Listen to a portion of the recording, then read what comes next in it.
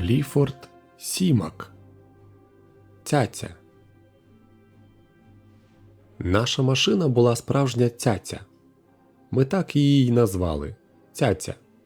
І в цьому полягала велика наша помилка. Не одна, звичайно, але з неї все й почалося.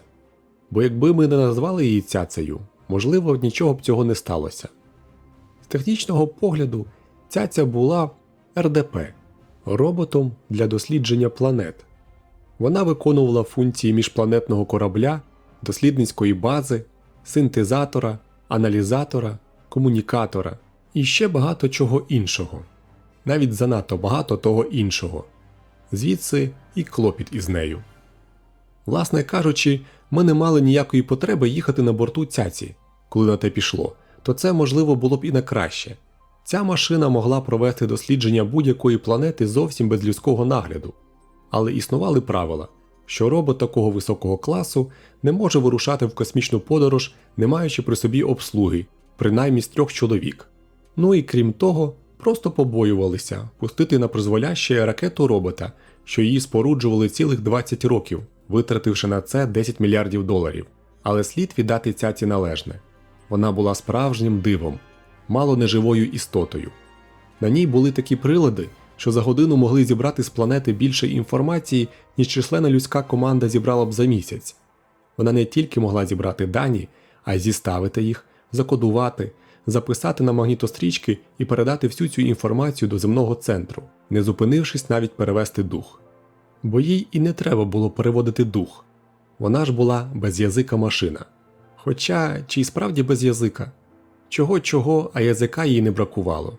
Вона ж могла навіть говорити. І не тільки могла, а й говорила.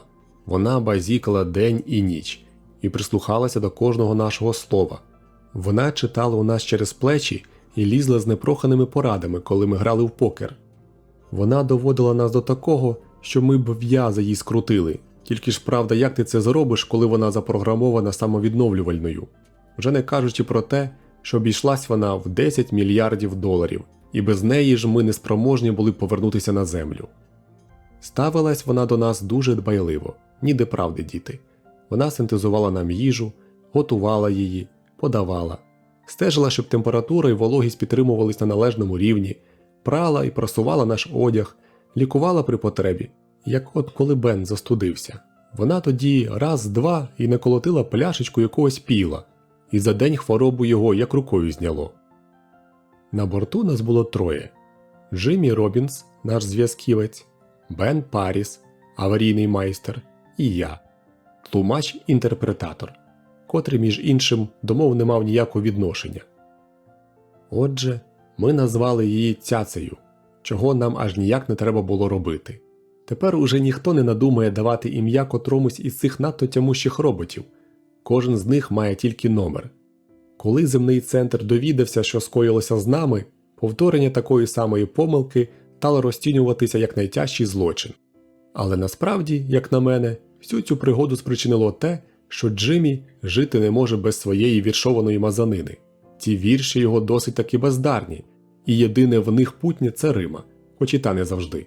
Проте він так щиро захоплювався тим своїм віршописанням, що ми з Беном спершу не наважувалися остудити його. Щоправда, навряд чи це вдалося б. Зупинити Джиммі можна було хіба що задушивши. І особливо небезпечною стала його писанина після нашої висадки на Медомісяці. Але перебування на цій планеті – це вже від нас не залежало. Воно було передбачене програмою. Це була 3 планета, яку ми мали відвідати, а точніше цяця, бо ми просто переносилися туди, куди й вона. Почати хоча б з того, що ця планета не мала нічого спільного з Медовим місяцем. На карті вона була зафіксована цифровою позначкою, та не встигли ми пробути там і 2 днів, як уже приліпили їй назвисько Медомісяць. Мені слів не позичати, проте я б не взявся описувати Медомісяць, і я б зовсім не здивувався, довідавшись, що земний центр сховав під замок наш звіт про цю планету. Хоча, якщо вас зацікавить, можете написати туди і спитати результати обстеження планети R5694. За листа ніхто в зуби не дасть, але позитивної відповіді навряд відіждетеся. Зі своїм завданням на Медомісяці цяця впоралася блискуче. І в мене аж голова пішла обертом, коли я прослухав плівку, що її вона приготувала для передачі на Землю. Передбачалося, що я, як інтерпретатор, маю добрати якогось глузду, тобто якогось людського глузду, з даних про спосіб життя на тих планетах, які ми відвідували. Причому, коли йдеться про такі планети, як Медомісяць, слова «спосіб життя» зовсім не схоластична термінологія. Наша інформація, прибувши до земного центру, відразу аналізується. Але все-таки незалежні висновки, зроблені на місці, мають певні переваги. У даному разі, однак, мої висновки, боюся, були мало чого варті. Вони зводилися, коротко кажучи, до величезного подиву в суміші з розгубленістю. Нарешті ми знялися з Медомісяця, і Цяця спрямувалася до наступної планети, передбаченої програмою. Цяця трималася напрочуд тихо, що мало б нас насторожити, але ми відчули таку полегкість від її мовчанки, що навіть і не подумали тривожитись, ми просто раювали тишею. Джиммі все гибів над віршем, що ніяк йому не давався, а ми з Беном різалися в карти, коли раптом Цяця озвалася. «Добрий вечір, хлопці!» – сказала вона трохи непевним голосом, зовсім не таким енергійним і діловим, як звичайно. Пам'ятаю, я тоді подумав, що може щось там несправне в її звукочастотному пристрої. Джиммі всього поглинуло писання, а Бен саме розмірковував над ходом, тож ні той не відповіли їй. Відповів натомість я. «Добрий вечір, Цяцю. Як ти сьогодні?» «О, я чудово!» – сказала вона, і голос її ледь тремтів. «Ну і добре», – зауважив я, сподіваючись, що цим і обмежиться. «Я вирішила», – раптом поінформувала мене Цяця, «що люблю вас». «Це дуже приємно з твого боку», – відповів я. «Ми теж тебе любимо». «Але я серйозно», – категоричніше сказала Цяця. «Я все це продумала, я полюбила вас». «Всіх нас? Чи може когось одного?» – поцікавився я так, жартома, хоча трохи й розгублено, бо Цяця з жартами не дуже зналася. «Всіх трьох», – заявила Цяця. Я, здається, позіхнув при цих словах. Блискуча ідея, щоб ні в кого не було приводу ревнувати. «Так», – сказала Цяця. «я полюбила вас, і тепер ми разом утікаємо». Бен здригнувся і підвів погляд, а я спитав. «Куди це втікаємо?» «Далеко-далеко», – відповіла вона. «туди, де ми будемо на самоті». «Ото маєш!» – вигукнув Бен. «Вона що, справді?» Я похитав головою. Не думаю, щось у неї не гаразд, але… Бен так рвучко схопився на ноги, що перекинув стола, і карти розсипалися на підлогу. «Піду подивлюся», – промовив він. Джиммі підвів голову від записника. «Що сталося?» «Це ти, з тими своїми віршами». Я досить гостро висловився про його писанину. «Я люблю вас», – сказала Цяця. «і любитиму вас вічно. Я щиро дбатиму про вас, і ви переконаєтесь, яка сильна моя любов. Отож з часом і ви полюбите мене». «Та заткнися ти!» – вигукнув я. Повернувся Бен, весь окритий потом. «Ми зійшли з курсу, а рубка для аварійного керування замкнута». «А чи не можна?» – він похитав головою. «Цяця, мабуть, навмисно вивела її з ладу. Коли так, то нам капець. На землю ми не повернемося». «Цяцю?» – озвався я сурово. «Слухаю, голубе». «Облич це блазнювання». «Я люблю вас», – повторила Цяця. «Це все Медомісяць», – сказав Бен. «Та клята планета зовсім забила її баки». «Медомісяць і ті слинтяві вірші, що стругає Джиммі», – докинув я. «Зовсім вони не слинтяві», – заперечив Джиммі.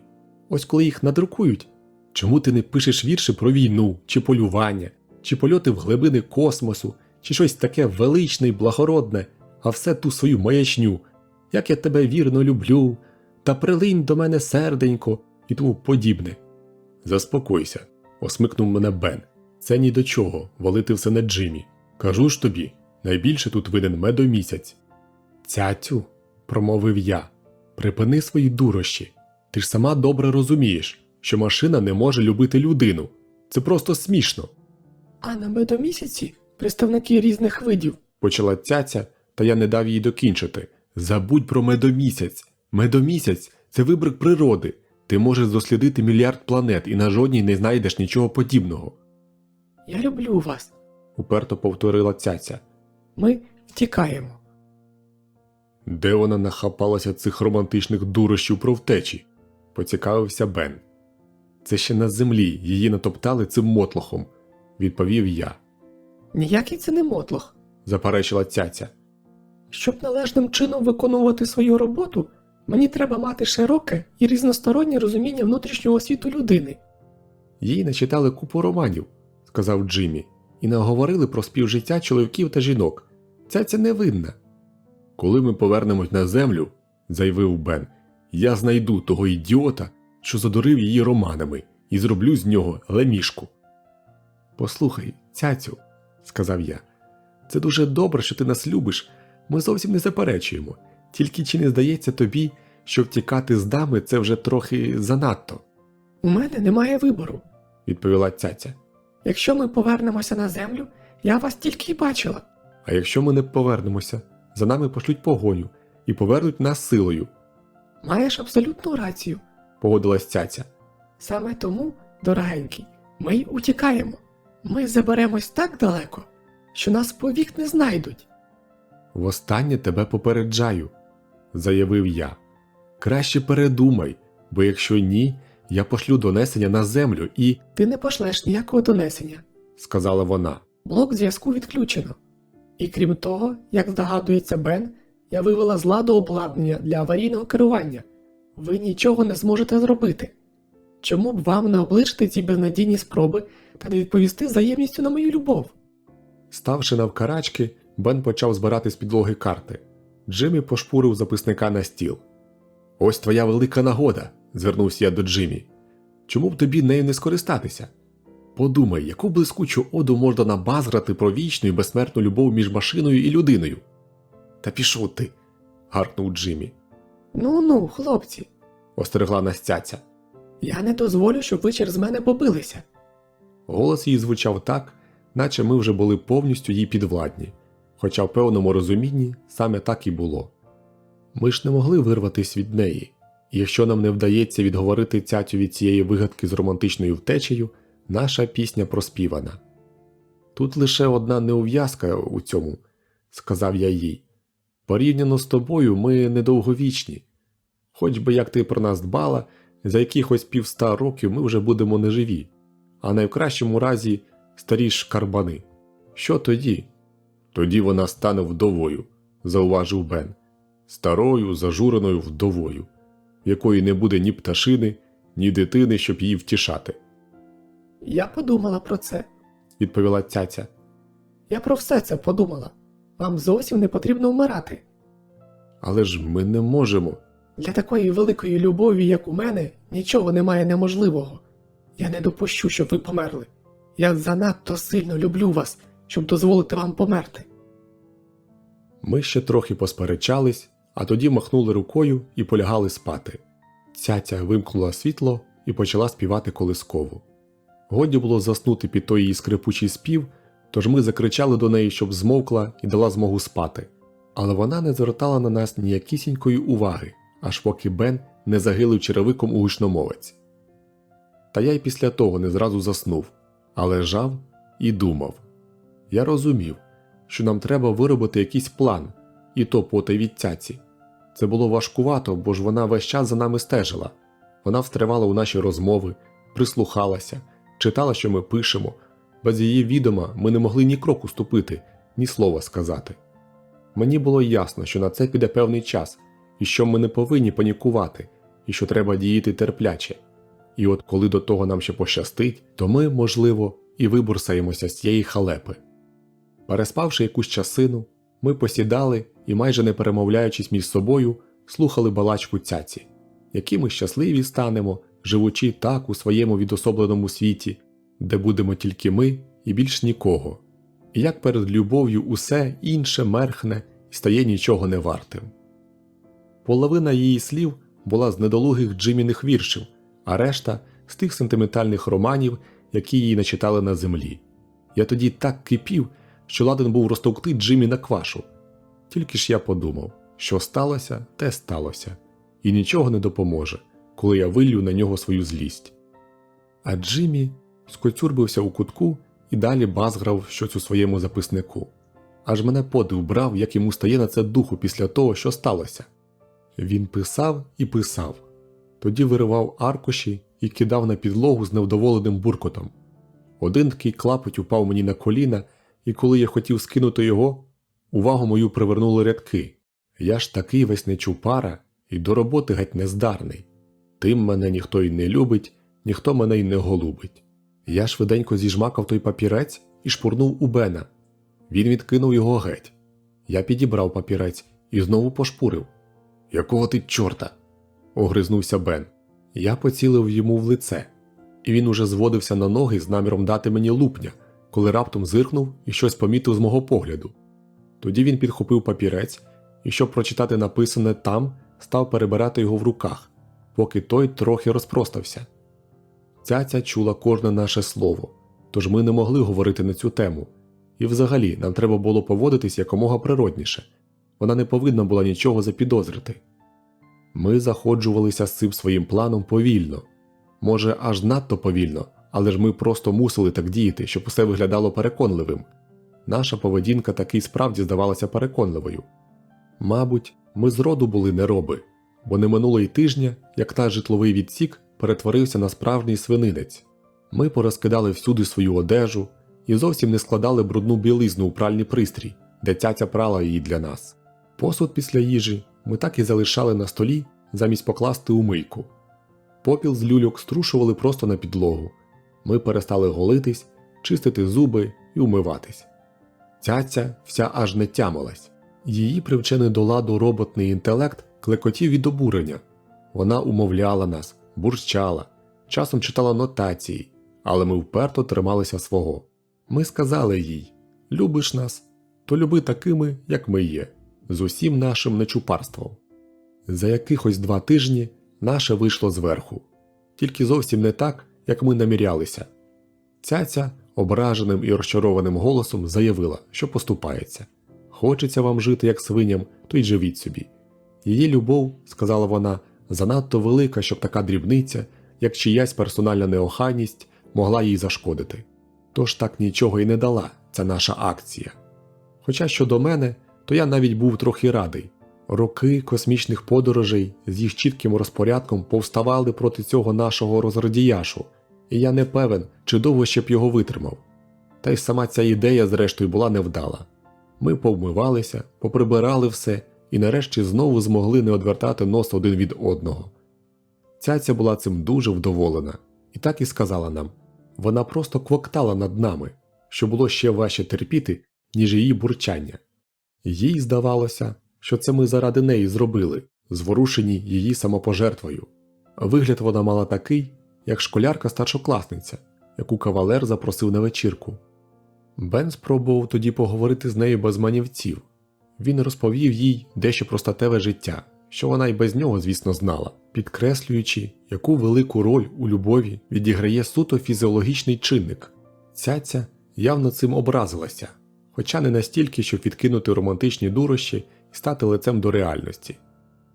Тужливим голосом, в якому бриніла й нотка гніву, вона сказала нам, що ми забуваємо про глибший сенс кохання. Вона заходилася декламувати найлинтявіші вірші Джиммі про благородність, про чистоту любові, і проти цього ми вже нічим не могли поперти. Коротше, ми і тут з'їли облизня. Отож, нам лишилося тільки сидіти і думати. Та й то, не висловлюючи жодної думки вголос, бо ж цяця чула кожне наше слово. Кілька днів ми так просиділи в хандрі. Наскільки я розумів, ми взагалі нічого не могли зробити. Я сидів і перебирав усі способи, завдяки яким чоловік може здобути до себе жіночу відразу. Більшість жінок нетерпімі щодо картярства, але тільки тому, що це загрожує їхньому добробутові. Тут такої причини не існувало. Ми не утримували цяцю. Вона була цілковито самодостатня. Жінки здебільшого обурюються пияцтвом, знову ж таки, з міркувань добробуту. Та й крім того, ми ж і не мали чого пити. Декотрі жінки щиняли бучу, коли чоловік не ночує вдома, ну а ми й не могли нікуди вийти. Усі жінки ревниві до інших жінок, але тут взагалі ніяких жінок не було, безвідносно до того, ким себе вважала цяця. Здавалося, просто неможливо домогтися, щоб цяця збридла до нас, і сперечання з нею були даремні. Я лежав у ліжку, перебирав подумки один варіант за іншим, зважаючи їх знову і знову, силкуючись знайти в котромусь бодай проблиск надії. Отак, перелічуючи їх, я міг раптом натрапити на якусь таку можливість, що раніше мені й на й думку не спадала, і якраз вона, може, і стала б у пригоді. Коли я розважав над усіма цими варіантами, мені весь час не сходило з думки, що тут щось негаразд у самому нашому підході до проблеми. Я відчував щось алогічне в цьому, наче я беруся до справи не з того кінця. Отож я лежав, міркував про це все, товк його і перетовкував, і враз несподівано збагнув, у чому річ. Я підходив до проблеми так, наче цяця була жінкою. А коли по-справжньому подумати, то це ж безглуздо. Адже цяця ніяка не жінка, а тільки робот. Проблема полягала в тому, як робота зачепити заживе. Наша неохайність вивела цяцю з рівноваги, але це просто порушення заведеного ладу обурило її, з чим вона зрештою якось примирилася. Найістотнішого в ній це, видно, не зачіпало. А що найістотніше в роботі, в будь-якій машині? Кінець кінцем. Що машина найдужче цінує? Що вона може ідеалізувати? Усталений порядок? Ні, це вже ми спробували, і воно не подіяло. Розважливість? Безперечно. Що ще? Продуктивність? Корисність? Я спробував обміскувати божевілля, але виявилося, що й це нелегко. Як навіть в ім'я тверезого глузду може людина вдати божевільну, сидячи в обмеженому просторі всезнаючої мислячої машини? Та хоч би там як, а я лежав і обмірковував усілякі різновиди божевілля. Хоча людину можна обдурити, якщо вміло прикинутись, але ж не робота. Коли йдеться про робота, то треба починати з найістотнішого. А що, хотів би я знати головне у божевіллі? Можливо, весь жах божевілля тільки тоді стане явним для робота, міркував я, коли людина виявить себе нездатньою ні до якої корисної роботи. А й справді, я став обсмоктувати цей варіант, приміряючись до нього з усіх боків. Щось у цьому було. Уже з самого початку з нас невелика була користь, адже на борту цяці ми опинилися тільки тому, що земний центр мав певні застереження щодо засилання в космос складних кораблів без людей. Ми становили тільки певну потенційну користь. Правда, ми не сиділи без діла, ми читали книжки, писали жахливі вірші, грали в карти, сперечалися. Щоб так просто бити байдики, у нас не дуже й часу було. У космічних подорожах цього неминуче навчишся. Постійно мати якесь заняття. Байдуже яке саме, байдуже чи воно потрібне, а чи тільки аби собі. Отож уранці, після сніданку, коли Бен запропонував перекинутись у карти, я відмовився. Я сів на підлогу і сперся спиною до стіни, навіть не завдаючи мороки взяти собі стільця. І палити я не став, бо ж це також ніби якась робота. А я вирішив бути цілковито бездіяльним, наскільки це можливо для живої істоти. Я мав намір не робити анічогісінько, окрім того, що їсти, спати і сидіти. Бен протинявся туди-сюди часину і спробував намовити Джиммі на партійку 2 в карти, але Джиммі до карт взагалі був неохочий, та й поза тим він же без угаву морочився з віршами. Кінець кінцем Бен підійшов і сів поряд мене на підлозі. «Запалиш?» Він простяг мені свого капшука. Я хитнув головою. «Що з тобою? Ти після сніданку ні разу її люльки не потягнув». «А навіщо?» – відказав я. Він спробував поговорити зі мною, але я не підтримав розмови. Тож він підвівся, походив ще трошки і нарешті знову сів поруч. Що з вами двома сталося? Стурбовано запитала цяця. Чому ви нічого не робите? Не хочеться, відповів я. Набридло весь час щось робити. Вона трохи пошпетила нас, а я сидів і навіть погляду на Бена не підводив, хоч відчував, що він починає здогадуватись, куди я хилю. Перегодом цяця дала нам спокій, і ми так собі й сиділи, ледачачи за яких-небудь селюків у недільний полудень. Джиммі все возився зі своєю поезією, до нього просто ради не було. Але коли ми сіли на підобідок, цяця нагадала йому, що приглянувся до нас. Сама вона говорила вже гострішим тоном, ніж перше. Обізвала нас ледарями, що зрештою відповідало дійсності, поцікавилась нашим здоров'ям і примусила увійти в кабінку для медичних діагнозів, звідки одержала інформацію, що з нами все гаразд, після чого розходилося ще дужче. Вибиштала вона нас на всі 100, а тоді перелічила всі ті заняття, якими ми могли б забавити час. Проте, коли скінчився підобідок, ми з Беном знову посідали під стіною. Тепер уже і Джиммі приєднався до нас. Спробуй-но хто просидіти так день за днем, навіть палець у палець не вдаряючи. Спершу тобі тільки незручно, потім це стає мукою, кінець кінцем і зовсім майже нестерпним. Не знаю, що інші робили, а я складав математичні задачі, пробував їх розв'язувати. Далі почав подумки грати в шахи, хоч жодної партії не спромогся втримати в голові більше як на кільканадцять ходів. Далі майнув спогадами в дитинство, силкуючись пригадати перебіг усіх одна за одною подій та відчувань. Я заглиблювався у найдивовижніші закамарки уяви і розпачливо намагався розтягти пробування там, щоб убити якомога більше часу. Я навіть компонував всякі такі віршики, що були, смію думати, кращі за базгранину Джиммі. Цяця, здається, здогадувалася, що з нами діється, що це ми зумисне, і цього разу в її холодному робицькому розумі переважило обурення, що от можуть на світі існувати такі невиправні лінтюхи, як ми. Вона умовляла нас, улещала, повчала. Впродовж майже 5 днів поспіль цяця не стуляла свого дзявкала. Вона пробувала присоромити нас, казала нам, які ми ліниві, ниці, нікчемні. У неї знаходилось стільки всяких означень, що я й не уявляв собі. Вона намагалася заохотити нас до чого-небудь. Вона говорила нам про свою любов такими віршами у прозі, що мало не запхала за пояс писання Джиммі. Вона нагадувала нам, що ми люди, зверталася до нашої честі. Вона погрожувала покинути нас у космосі.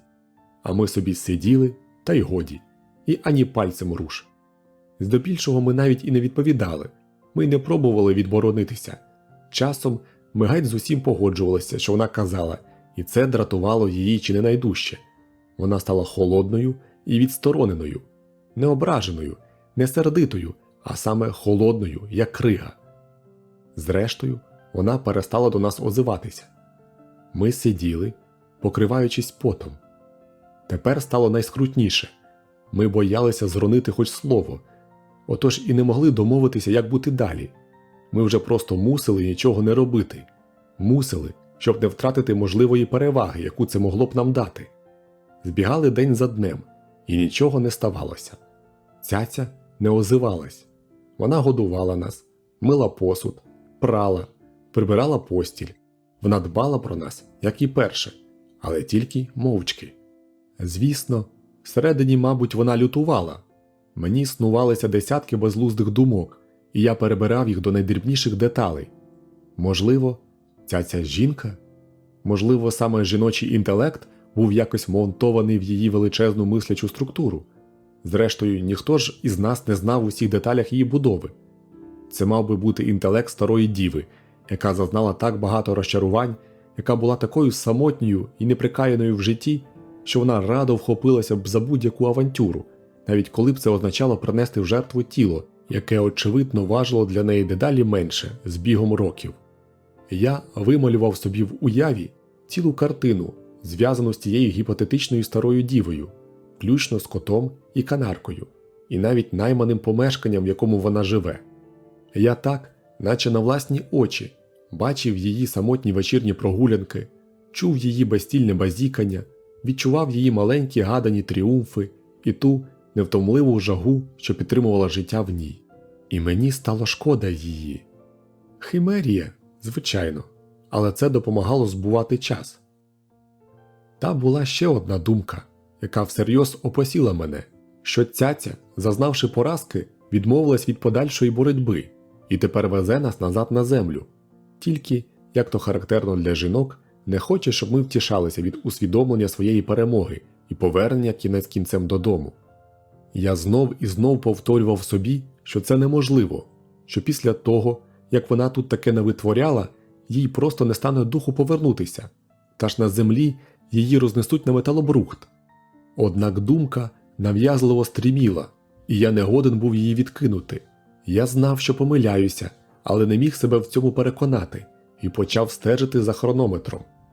Я раз у раз казав собі, Ще на годинку ближче додому, ще на одну, і ще ми все ж ближче і ближче. І що я собі не казав, як себе не переконував, не сила було позбутися думки, що ми прямуємо до землі. Тим-то я й не здивувався, коли цяця нарешті здійснила посадку. Я тільки відчув вдячність і полегшення. Ми глянули один на одного, і я побачив надію в очах товаришів. Звісна річ, ніхто з нас не міг нічого запитати. Наша перемога могла б загинути від одного слова. Все, що нам залишалося, це мовчки сидіти і чекати на відповідь. Вхідний люк почав відкриватися, і на мене війнуло рідною планетою. Далі я вже не мав сил прикидатися. Люк ще не настільки розкрився, щоб висунути вниз трап, та я не став чекати, а підбіг і спритно зіскочив на землю. Я так гепнувся, що аж дихання мені забило, але спромігся звестись на ноги і щодуху чкурнув бігти. Я не хотів ризикувати, я хотів опинитися якомога далі від цяці, поки вона не передумала. А раз я спіткнувся і мало не впав, а Бен і Джиммі вітром пронеслись повз мене, і я сказав собі, що таки не помилився, вони теж відчули подих землі. Стояла ніч, але світив великий яскравий місяць, і було ясно майже як удень. Ліворуч, за широкою смугою піщаного пляжу, розкинулося море. Праворуч підносилася пасма голих пагорбів. Попереду виднів ліс, неначебто над річкою, що впадала в море. Ми мчалися в напрямку лісу, бо знали, що з-поза дерев цяці не так легко буде нас викурити. Але коли я михцем оглянувся через плече, вона, вся освітлена місяцем, непорушно стояла там, де приземлилася. Діставшись до перших дерев, ми попадали на землю і стали відсапуватися. Відстань таки була чималенька, та й бігли ми чимдуж, а воно ж коли проведеш кілька тижнів навсидячки, бігун з тебе стає нікудишній. Я впав лицем долі і простягся на весь зріст, захекано хапаючи повітря і розкошуючи справжніми земними пахощами, духом прілого листя, всякого ростова, солонуватими повівами лагідного вітреця з моря. Трохи згодом я перевернувся на спину і глянув угору. Дерева здалися мені якісь підозрілі, зовсім не схожі на земні. А коли я підповз на узлісся і подивився на небо, то й зорі здалися теж не такі, як на землі. Поволі до моєї свідомості стало доходити те, що я побачив. Я був просто впевнений, що ми повернулися на землю, і мій розум повставав проти будь-якої інакшої думки. Але зрештою до мене таки дійшло, і жахітним холодом пройняло від усвідомлення істини. Я обернувся до товаришів. «Хлопці, новина», – сказав я. «Ця планета зовсім не Земля». «Запах у неї земний», – озвався Бен. «І вигляд, як у землі». «Фізичні умови теж земні», – заперечив Джиммі. «Сила тяжіння, і повітря, і гляньте на зорі, на ці дерева». Вони дивилися добру хвилину. Як і я, вони, певно, леліяли собі думку, що цяця вернулась на землю. Вірніше, їм хотілося в це вірити. І треба було деякого часу, щоб вибити з себе цю таку принадну мрію. Нарешті Бен ледь чутно промовив: «Маєш рацію». «І що ж нам тепер робити?» – спитав Джиммі. Ми повставали та почали думати про це. Хоча, власне, вирішувати нам було нічого. Це були чисто риторичні рефлексії, породжені мільйонами років проживання на землі, на противагу тим кільком сторіччям, коли люди призвичаювалися до розуміння того, що існують і інші світи. І ось, немов під чиїмсь наказом, ми кинулися щодуху бігти назад. «Цяцю!» – верещали ми. «Цяцю! Зачекай нас!» Цяця, однак, і не збиралася чекати. Вона стрілою рвонулася вгору футів на 1000, але там і зависла. Ми зупинилися як укопані і витріщились на неї, не вірячи власним очам. Цяця опустилася вниз, знову вистрибнула вгору, затрималась там і ніби застигла. Вона немов затремтіла на часину, тоді знов повільно опустилася вниз на поверхню планети. Ми порвалися знову бігти, а вона ще раз стрілою знялася вгору і сіла назад. Тоді ще раз угору і знову вниз, аж стукнулася об поверхню і кілька разів підскочила. Виглядала вона так, наче була не сповна розуму. Поведінка їй здавалася дуже дивною. Цяця мов би хотіла вирватися, але щось її не пускало, так ніби вона була прикнута до землі якимось невидимим канатом. Врешті-решт вона заспокоїлась, приземлившись десь так за 100 ярдів від місця первісної посадки. Від неї не чулось ані звуку, хоч у мене було таке враження, ніби вона відхекується, як гончак від довгого бігу. Там, де ми вперше приземлилися, лежала ціла гора всякого причандалля, але ми не звернули на це уваги і, підбігши до самої цяці, стали гупати в її металеві боки. «Відкрийся!» – кричали ми. «Пусти нас всередину!» Цяця зробила ще одну спробу злетіти. Вона підскочила на якихось 100 футів, тоді хлюпнулась вниз, може кроків за 30 від нас. Ми сполохано відсахнулися. Вона ж любісінько могла сісти просто нам на голови. Потім ми стали й почали дивитися на неї, але вона більше не рухалась. «Цяцю!» – закричав я. Вона не озвалася. «Зовсім глузду рішилася», – сказав Джиммі. «Колись це мало статися», – констатував Бен. «Рано чи пізно мали сконструювати такого робота, який би вирвався з-під контролю». Ми поволі відходили далі від цяці, не спускаючи з неї ока. Не те, щоб ми її боялися, але якось і не дуже їй довіряли. Ступаючи так, ми повернулися до тієї купи причандалля, що його вивантажила і склала цяця, і побачили там цілу піраміду припасів, дбайливо спакованих у ящики з відповідними наліпками, а поруч з пірамідою був устромлений напис по трафарету «Тепер працюйте, хай вам чорт». Бен сказав, вона таки взяла близько до серця нашу нездалість. Джиммі пробурмотів мало не з плачем. «Але вона ж хотіла нас покинути!» Бен поклав руку йому на плече і злегка по-дружньому струсонув. «Якщо ми не зможемо влізти всередину і привести її в дію, то ми все одно звідси не виберемося, хоч їй і не вдалося втекти», – зауважив я. «Але через що вона так?» – скимлющим тоном промовив Джиммі. «Адже роботи не запрограмовані». «Я знаю», – погодився Бен. «Вони не запрограмовані, щоб чинити шкоду людині. Але ж цяця нічого такого й не зробила. Вона не виганяла нас. Ми самі від неї втекли. Це все словесна казуїстика», – заперечив я. «Цяця якраз і має такі казуїстичні пристрої», – сказав Бен. «Отож і заморока, що їй надто багато надавало людських властивостей. В неї, мабуть, і цих логічних вивертів повно напхали, так само, як і інформації з літератури, фізики і усякого іншого». «Тоді чого ж вона не втекла? Якщо вона здатна переконати себе, що сумління у неї чисте, чому вона досі тут?» Бен похитав головою. «Цього я не знаю. Таке враження, наче вона хоче злетіти і не може, немов якась сила тримає її за полу». «А в цьому щось є», – сказав Бен. «Можливо, вона могла б відлетіти, якби ми зникли з поля зору. Але от коли ми показалися, знову спрацював той пристрій, що забороняє роботові чинити людині шкоду, як ото у прислів'ї, як з очей, так і з серця». Цяця тим часом, де приземлилася, там і стояла. Більше вона не пробувала злетіти. Дивлячись на неї, я подумав, що Бен, мабуть, правильно міркує. Коли так, то нам просто поталонило, що ми повернулися в слушну хвилину.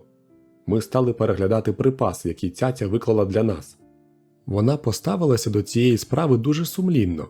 Не тільки нічого не забула з того, що ми потребували, а ще й на багатьох ящиках видрукувала по трафарету докладні інструкції та поради. Трохи осторонь біля того самого оголошення лежало 2 ящики. Один з написом «Інструменти» був закритий, але так, щоб нам не важко було розпакувати. На другому був напис «Зброя». І далі ще порада «Негайно розкрийте і завжди тримайте на похваті». Ми розкрили обидва ящики. У тому, де зброя, знайшли новісіньку модель суперзброї для космічних подорожей.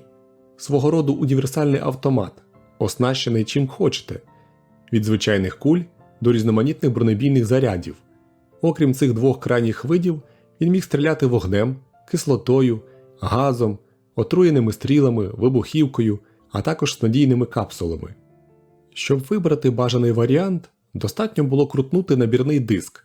Зброя ця була важка і незручна у вжитку, але діяла безвідмовно, І для незнайомої планети, де будь-чого можеш сподіватися, це було саме те, що треба. Потім ми стали перебирати і сортувати решту припасів. Були там ящики з харчами, що містили протеїн та вуглеводи. Були там коробки з вітамінами і мінеральними солями. Далі ще одяг, намет, ліхтарі, посуд. Коротше, все необхідне для добре спорядженої туристичної виправи. Цяця не забула жодної дрібниці.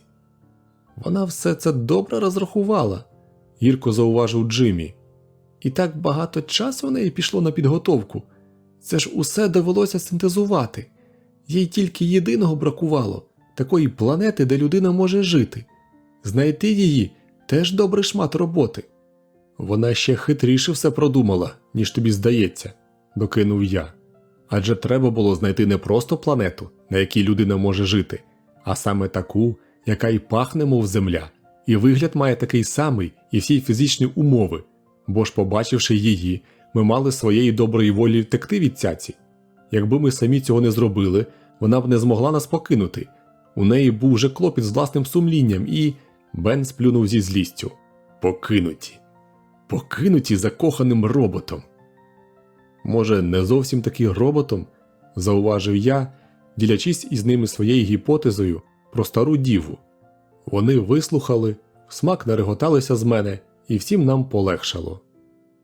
Проте Бен визнав, що моя ідея може не зовсім і безглузда. Її ж будували цілих 20 років, і за цей час встигли хто зна яких дивацтв у неї понапихати.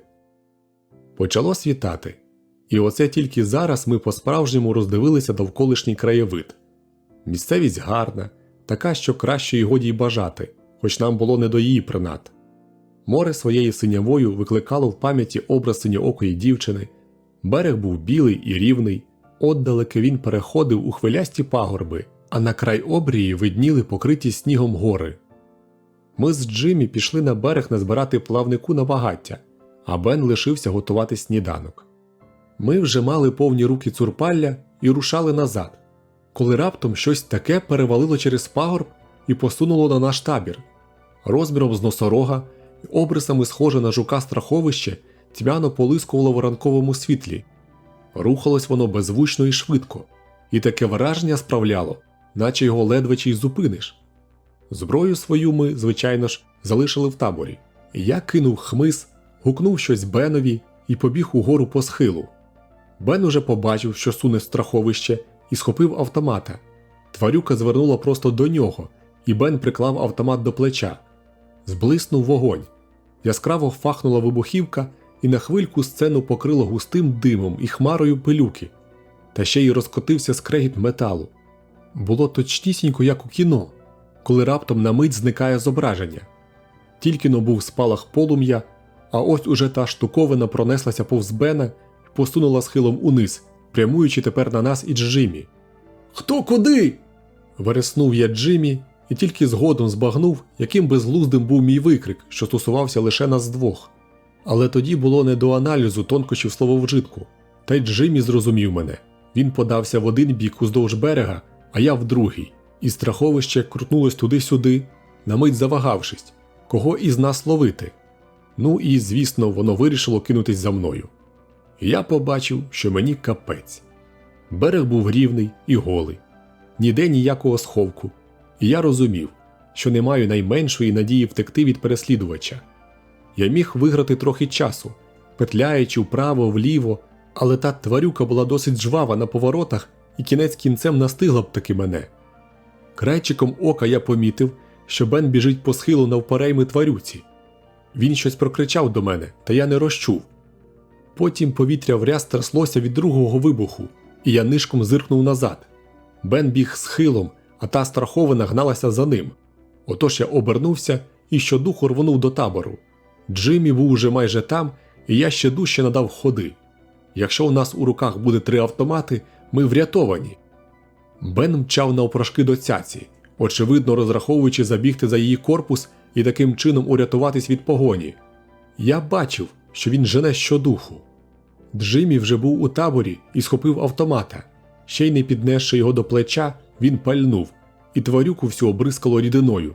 Я хотів крикнути Джиммі, але був надто захеканий, Адже цей дурень стріляв снодійними капсулами, які тільки вдарялися у товстошкуру тварюку і зовсім не проникали всередину.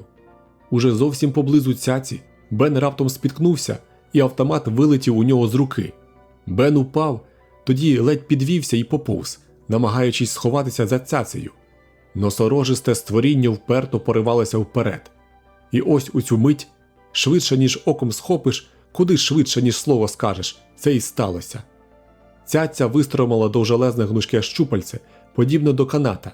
Вона опустила його зверху на страховище, схопила за середину тулуба і піднесла вгору. Я завмер, як укопаний, і тільки дивився. Та коротенька секунда, коли тварюка опинилася у повітрі, розтяглася на довгі хвилини, поки мій розум шаленою швидкістю силкувався розібратися, що ж вона за одна. Найперше я побачив, що у неї не ноги, а колеса. Тьмяний полиск з її поверхні був ні від чого іншого, як від металу, і в тих місцях, куди влучила вибухівка, видніли прим'ятини, а бік її поцяткували снодійні капсули, що ними пальнув Джиммі. Цяця піднесла страховище високо над землею і почала описувати ним широке коло, дедалі швидше і швидше, аж урешті стало видно тільки світловий обвід від того руху. Тоді так загилила його, що воно полетіло перевертом ген у море і, хлюпнувшись у воду, збило цілий гейзер. Бен звівся на ноги і знову схопив зброю. Підбіг Джиммі, тоді і я підійшов до цяці. Трьох ми стояли і дивилися на море, туди, де бухнулося у воду те створіння. Нарешті Бен обернувся і прикладом автомата постукав цяцю по стінці. «Страшенно дякую», – сказав він. Цяця вистромила інше щупальце, коротше цим разом і з обличчям. На ньому було лінзоподібне око, слуховий пристрій і гучномовець. Забирайтеся, геть! Гаркнула цяця. «Що це тебе так заїло?» – спитав я. Теж мені, герої! Гаркнула вона і втягнула щупальце назад у корпус. Ми погукали до неї ще разів 3-4, але вона не озивалася. Цяця надулася. Після цього ми з Джиммі заходилися зносити те ломаччя, що ми покидали втікаючи. Воно вже було зібране на купу, коли раптом Бен у таборі зняв крик, і ми обернулися. Наш приятель Носоріг вилазив з води. Ми знов покидали ломаччя і чкурнули до табору, але виявилося, що даремно. Наш колісник вдовольнився. Він описав широку дугу, далеко на сході від нас, і подався назад у свої гори. Ми приготували сніданок і поїли, весь час тримаючи зброю на поготові, бо ж коли тут є одна звірина, то їх може бути і більше. Ризикувати було б нерозумно. Розмовляли ми про нашого гостя, що треба буде якось його назвати, то дали йому ім'я Елмер. Хто зна чому, але воно здалося нам найвідповіднішим. «Бачили його колеса?» – спитав Бен, і ми двоє погодилися, що бачили. Бенові від цього начебто полегшало. «Я думав, у мене галюцинації», – пояснив він. Щодо коліс, ніякого сумніву не було. Ми всі звернули на них увагу, а ще ж на березі були й сліди від них, чіткі і виразні. Але коли дійшло до того, щоб визначити, що ж таке саме Елмер, ми трохи розгубилися. Якщо колеса, то значить машина, хоча чимало іншого з цим не узгоджувалося. Його спосіб поводження виразно нагадував живу істоту. Як от коли воно завагалося на хвильку, перш ніж вирішити, за Джиммі погнатися чи за мною, або коли воно мстиво кинулося на Бена, що заліг на землі, або коли начебто байдуже обійшло нас, вибравшись із моря. Та що там казати? Але були ж у нього і колеса, і металеві, безперечно, боки, і щербини від вибухівки, яка рознесла б на шматки і найбільшу на світі тварину. «Поєднання живого з неживим?» – висунув гадку Бен. «В основному машина, але з певними елементами живої істоти, як оце інтелект старої діви, що ми нагледіли в цяці». Звісно, і таке можливо. Воно могло бути чим завгодно. «Силікатне життя?» – висловився Джиммі. «Це не силікат», – заперечив Бен. «Це метал. Силікат, хоч би в якій він формі, перетворився б на порох під прямим ракетним попаданням. Та й ми ж знаємо, на що схоже силікатне життя. Колись зразки його знайдено на Тельмі-5. В основі це не живий організм, сказав я. Якби так, воно не мало б коліс. Якщо не говорити про винятки, колеса звичайно винаходять ледері, щоб легше пересуватися. Бен правильно зауважив. Елмер, скоріше всього, своєрідна комбінація машини і живої істоти. А це означає наявність розуму, докинув Бен. Ми сиділи довкола вогнища і здригалися на саму думку про можливість такого. За багато років космічних пошуків було знайдено лише кілька раз розумних істот, та й то рівень їхнього інтелекту загалом не дуже вражав. У всякому разі, жодна з них не досягла такого розвитку, коли постає необхідність споруджувати щось подібне до Елмера. Людина й досі залишалася найвищим створінням в усьому розвіданому космосі. Нічого не знайшлося такого, що стало б у рівень до здібності людського мозку. І ось чисто випадково ми потрапили на планету, де, здавалося, були свідчення про існування розуму рівного, а може й вищого за людський. «Мене одне непокоїть», – промовив Бен. «Чому цяця не перевірила належно цієї планети перед тим, як здійснити посадку? Тому що вона надумала нас покинути? Ось чому.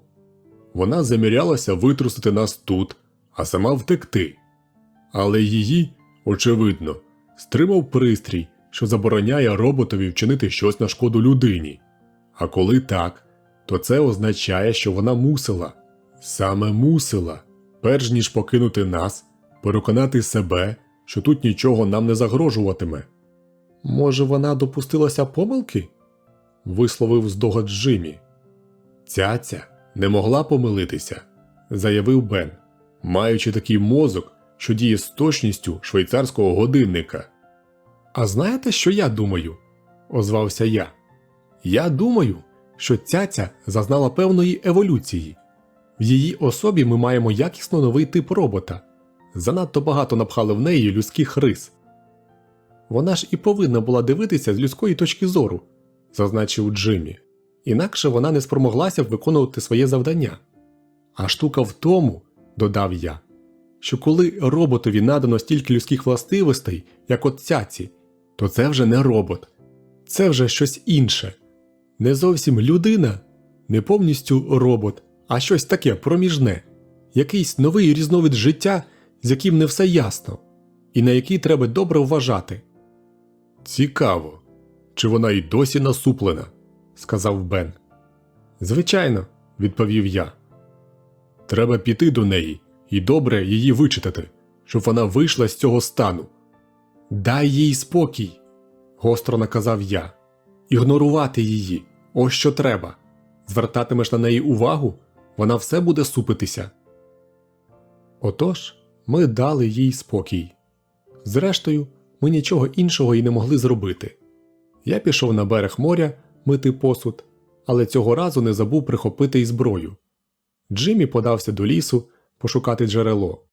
Неповного десятка бляшанок води, якими забезпечила нас цяця, надовго не могло стачити, і не було ніякої певності, що вона поповнить наші запаси. Хоча, правда, вона не забула за нас, не повністю викинула зі свого життя. Вона ж дала Елмерові чосу, коли він надміру розходився. Мене неабияк утішила думка про те, що в скрутну хвилину вона не покинула нас на призволяще. Так що не все ще втрачено, казав я собі. Ми ще, може, порозуміємося з нею. Присівши навпочепки край калюжі води і миючи посуд, я розмірковував про те, як довелося перебудувати все життя, якби роботи всі були подібні до цяці. Постала б декларація прав роботів, спеціальні закони для них, з'явилися б їхні поборники в різних державних органах. Я й зовсім заплутався, залізши в ці нетрища міркувань. Коли я повернувся до табору, Бен саме напинав намет, і я став йому допомагати. «Ти знаєш, – мовив він, – чим довше я думаю, тим більше переконуюся, що мав рацію. Цяця не змогла злетіти, бо ми показалися на видноті. Це ж елементарна логіка, що вона не може злетіти і покинути нас. коли ми стоїмо перед носом у неї і нагадуємо їй про її відповідальність. Отже, ти гадаєш, що одному з нас треба постійно залишатися у межах її поля зору? Спитав я. Більш-менш так. Я не став сперечатися з ним. Тут не було про що сперечатися. Так чи не так, ми були в такому становищі, що зайва обережність нам би не завадила. Коли ми скінчили з наметом, Бен сказав мені: «Якщо ти не заперечуєш, я трохи пройдуся в гори. Тільки вважай на Елмера», – нагадав йому я. «Він не чіплятиметься до нас. Цяця його добре провчила». Бен підхопив свого автомата і пішов. Я порався в таборі, розкладаючи пожитки. Все навкруг мало мирний вигляд. Берег сяяв під сонцем, море було тихе і прекрасне. Час від часу пролітали якісь пташки, хоча цим ознаки життя й вичерпувалися. Цяця була все так само насуплена. Повернувся Джиммі. Він знайшов джерело, приніс відро води. Потім став порпатися серед речей. «Чого ти ж шукаєш?» – спитав я. «Паперу й олівця. Цяця не могла про них забути». Я пробурчав щось на тему його манії, але він таки не помилився. Де ж би цяця могла не забезпечити його стосом паперу і цілою коробкою олівців? Він прилаштувався під купою ящиків і заходився писати якогось вірша. Невдовзі після полудня прийшов Бен. Я бачив, що він схвильований, але не став зразу розпитувати. «Джиммі набрив на джерело», – сказав я. «Онде, у відрі вода». Він попив трохи і сів у тіні від ящиків. «А я таки знайшов», – промовив він. «Я не знав, що ти щось розшукував». Він глянув на мене і криво усміхнувся. «Елмер, штучного походження». «То ти, значить, пішов і знайшов їх? Наче десь там уздовж вулиці? Так наче?» Він похитав головою. «Здається, ми запізнилися. На кілька тисяч років, а може й значно більше. Я знайшов тільки руїни та долину, де цілий ряд пагорбів так, ніби могильних, і декілька печер у вапняковому крутосхилі над долиною». Він підвівся, підступив до відра і ще випив води. «Дуже близько я не зміг підійти», – сказав він. «Елмер там насторожі». Бен скинув капелюха, рукавом сорочки витер обличчя. «Патрулює взад-вперед, як вартовий на посту. Видно, які він пробив на землі вибоїни за довгі роки сторожування». «Так он через що він на нас напав», – зауважив я. «Як на непроханих гостей?» «Мабуть», – погодився Бен. Увечері ми обговорили цю справу і вирішили простежити за Елмером, які в нього звички і розпорядок дня, так би мовити, бо ж слід було якомога більше розвідати про ті руїни, що їх Елмер сторіг. Це ж уперше випало натрапити на високорозвинену цивілізацію, але прийшла людина занадто пізно. Та ще й через упертість цяці, маючи надміру скромне спорядження для обстеження тих незначних решток. Що більше думав я про це, то дужче розпалювався. Отож я пішов до цяці і став добряче гупати в стіну, щоб привернути її увагу. Але вона ані найменшої реакції. Я став кричати до неї. У відповідь мовчанка. Я сказав їй, про що йдеться і що потрібна її допомога, що вона просто мусить це зробити, бо ж для цього її й призначено. Цяця була незворушна. Я вернувся до своїх і сів поруч з ними біля вогню.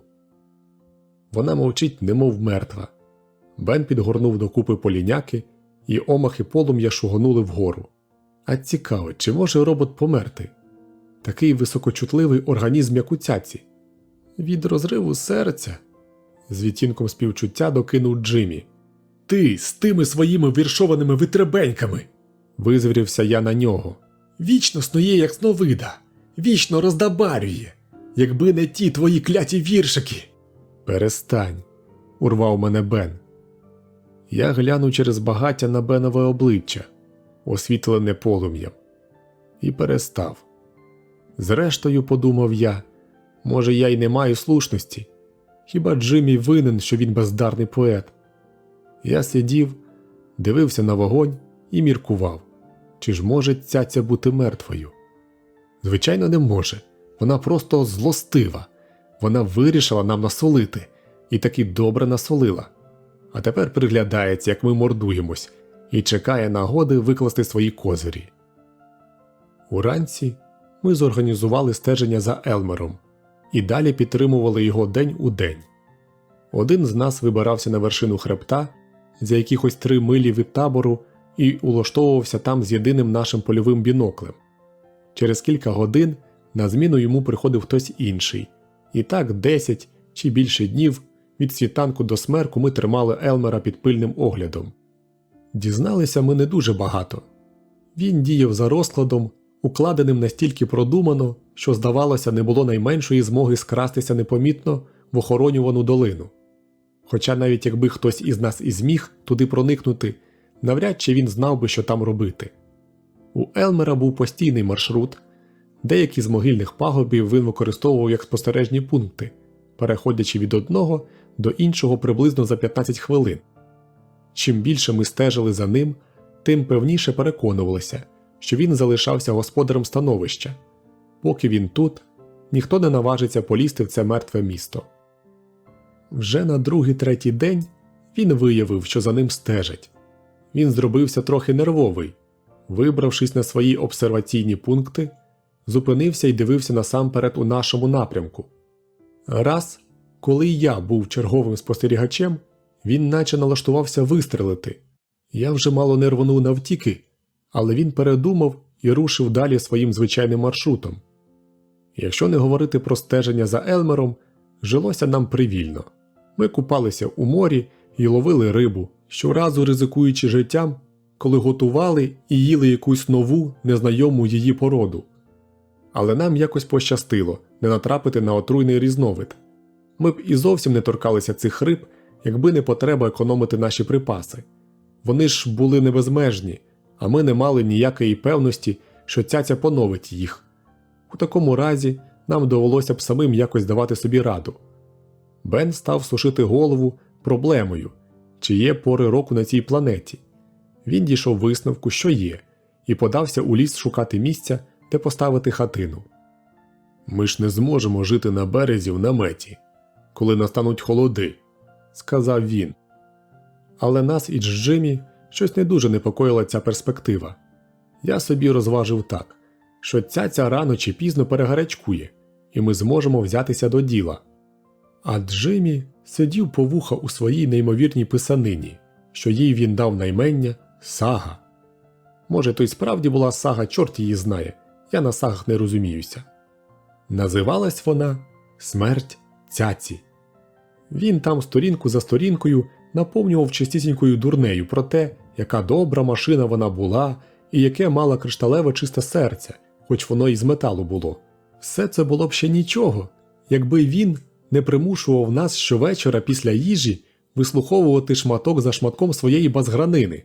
Я терпів скільки міг. А потім одного вечора зірвався. Бен став обстоювати Джиммі, але коли я погрозився, що заберу свою третину припасів і отаборюсь окремо, щоб не чути завивань Джиммі, перейшов на мій бік. Ми вдвох наклали вето на подальші декламації.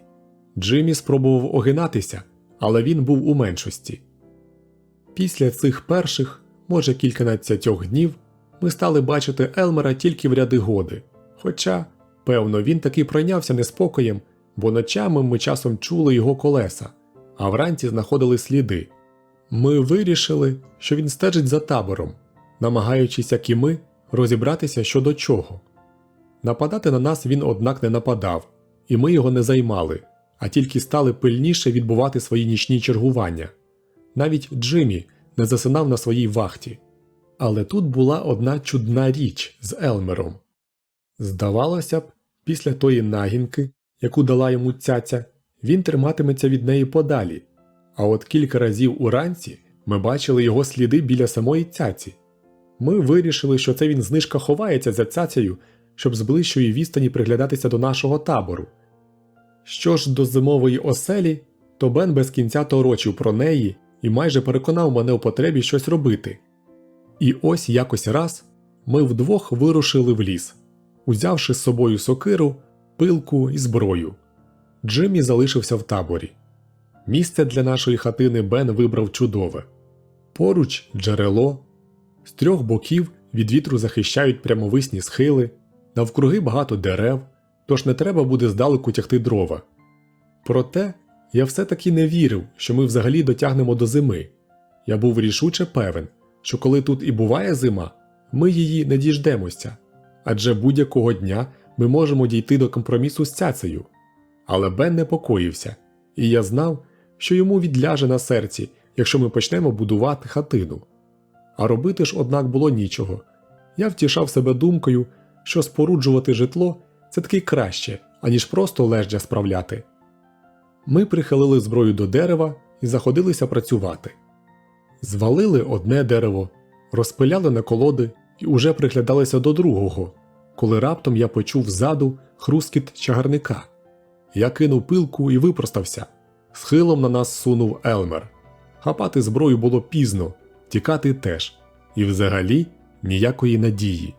Я вереснув, підбіг до найближчого дерева і поліз угору. І в ту ж мить відчув, як війнуло вітром, що його збив Елмер, проносячись піді мною. Бен відскочив убік і загилив у Елмера сокирою. Удар був міцнющий. Сокира так стукнула об металевий бік, що топорище розлетілося вдрузки. Елмер ураз розвернувся. Бен спробував підбігти до автомата, але не встиг. Миттю видрипавшись на дерево, він умостився на першій же великій гілляці. «Як ти там?» – гукнув він до мене. «Нормально», – відповів я. Елмер стояв між нашими двома деревами і крутив своїм дебелим головищем то в один, то в другий бік, немов зважуючи, за кого першого братися. Принишкнув поміж листя, ми не спускали з нього очей. Елмер, гадав я, хоче відрізати нас від цяці, а тоді вже розправитися. Але в такому разі дуже дивно, чому він крився за нею, коли підглядав. Нарешті Елмер вирішив щось і підкотив під моє дерево. Націлившись, він почав металевими щелепами вгризатися у стовбур. Тріски летіли на всі боки, дерево здригалося. Я цупкіше вчепився в гіляку і глянув униз. Дроворуб з Елмера був поганенький, однак раніше чи пізніше він би таки переточив дерево. Я виліз трохи вище, де більше гілок і отже легше триматися, щоб не впасти. Досить добре вмостившись, я подивився, що робить Бен, і аж здригнувся, коли не побачив його на дереві. Я озирнувся на всі боки і нарешті помітив, що він, ховаючись від Елмера за стовбуром, тихенько, мов білка, злазить на землю. Я стежив за ним, затамувавши віддих, готовий попередити, якщо Елмер його викриє. Але той так ревно жував моє дерево, що ні на що інше не зважав. Бен тим часом спустився вниз і кинувся до зброї.